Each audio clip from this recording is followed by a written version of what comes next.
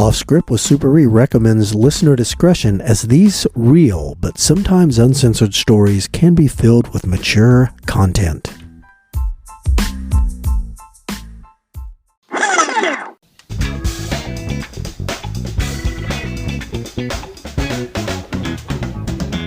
This is Off Script with Super E.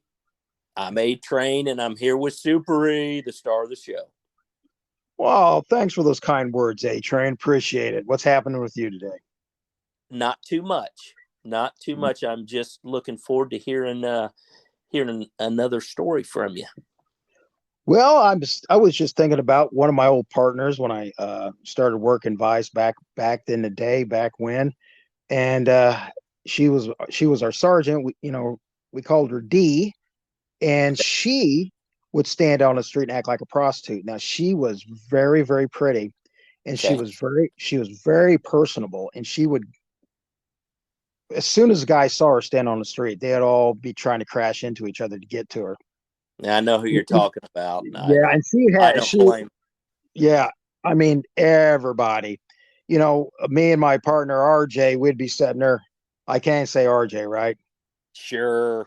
Right. We'd be sitting there, and so many people would come up to her, and just, like one guy, we saw this guy park his car right next to us, gets out, walks about a half a block where D was standing, just walked past her, didn't say anything to her, and then walked back to the car that was next to us and started to drive away. And D, she had a Kelset transmitter. She goes, "Will you get that guy? He walked past me with his balls hanging out." And we're like, who does that? Walks by, these are my balls. And that was it. That's all he wanted to do. That's all he wanted to do. He wanted to walk up to the pretty girl with his balls hanging out. He made a point of getting out of his car, walking between the houses so she couldn't see him coming from his car as we're watching him, walk past her, walk back to his car with his balls out. Oh, my God. And it's just crazy things like that. One time, a carload of teenage boys drove by, go, "Hey, girl, come over here so we can smell your doo-doo breath." And we're like, what are they talking about? I mean, it was every weirdo in the world. But one night, we're sitting there watching her, and we're like, oh, this isn't going to go anywhere, because D used to get, besides guys wanting sex for money, she would get the lecturers. The guys, they had something on their mind, but they felt compelled to lecture her about her life's choices and why she was prostituting on the street, and she needed to stop. While they were lecturing her, were they pleasuring themselves?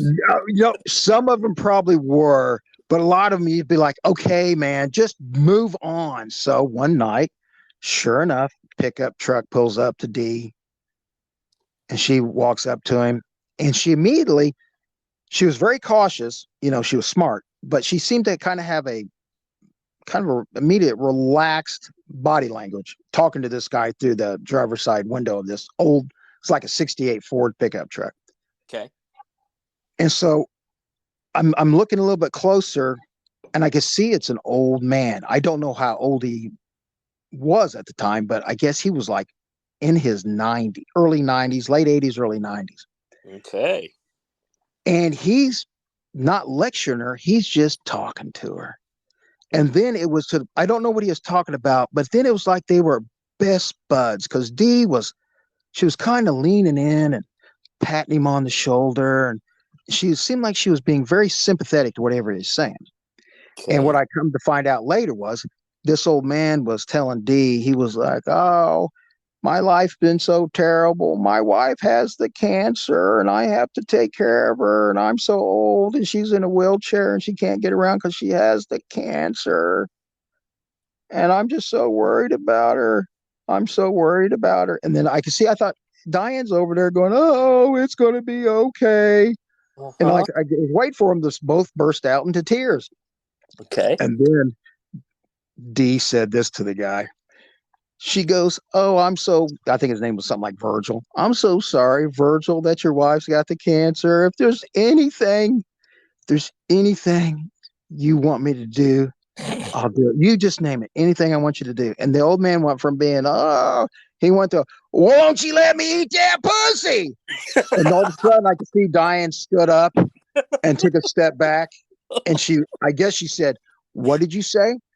I said, let me munch on that pussy. And then she just put her hands on her hips, looked back at us, and waved us in. And all of a sudden, the old man looks up and sees a hairy gorilla, me, and a bald-headed pirate. Looks like he could bench press 500 pounds walking towards him. And I could tell he went from, let me eat that pussy, to, oh, shit. And I walk up, I go, what's going on, D? She goes, oh, this old man here. She starts lecturing him. All he could do is talk about his wife, who's very sick, and I'm very concerned. And immediately after I say I want to help him out, what's he want? He wants to eat my pussy. And the guy looks at me with, I'm sorry, I just couldn't help myself. Just wanted to eat that pussy. So all we did was we just wrote down his name and said, listen, Pops, you get back home and you take care of the missus. Quit coming out here and try to do nasty things to the girls on the street. Oh my God. He went from telling his sob story and Dee's trying to counsel him. It'll be all right, Virgil. And then all of a sudden, he flips. He's like, let me eat that. Yummy munch on that pussy. And then Dee went from being very sympathetic to, it's time for her to start lecturing in a very stern manner. Uh-huh. I think he was one to go. I think he was like, I think I'd rather go to jail because, man, she's burning me down. She is really tearing me up. Yeah, okay. She's tearing me up. Let me just ask you this, Super E. Isn't it pathetic that somebody would use cancer to their advantage? Yes, it was. Can I elaborate? Go ahead. Super E, did you have the cancer at one point in your life? Yes, I did. Okay. Did you ever use that to your advantage? I kind of did a few times, I will admit. Pre-marriage, of course. Yes. Oh, yes, exactly. Now, I don't remember the details, but I did kind of use it because I will say this. Now, cancer is horrible to have. I had non-Hodgkin's lymphoma. It is horrible. But once you find out that you have cancer, for me, it was kind of liberating because, sometimes if some dumbass supervisors or somebody is trying to tell you, hey, I need you to do this. Oh, really? You need me to do this? Oh, fuck you. I've got cancer. Right. It gives you a whole new outlook on life, doesn't it? Yeah. Like, something I would have worried about, last year. Yeah. I'm really not going to worry about it right now. I'm not real worried about your little issue right now because I have cancer. Yes. Now, Super E, you're cancer-free today, aren't you? Knock on wood. I had chemo 12 years ago, and I'm still here. And thank God you're still here. So yes. You can tell us these goofy stories. Yeah. And I'm knocking on wood right now.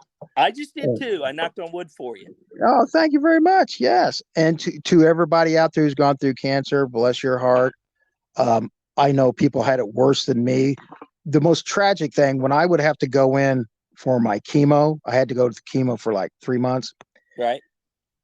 Is, if I start feeling sorry, I would be like feeling sorry for myself because you got to sit in there for like 8 hours. I'm like, oh man, I got to sit in here for 8 hours. Boo-hoo, poor me.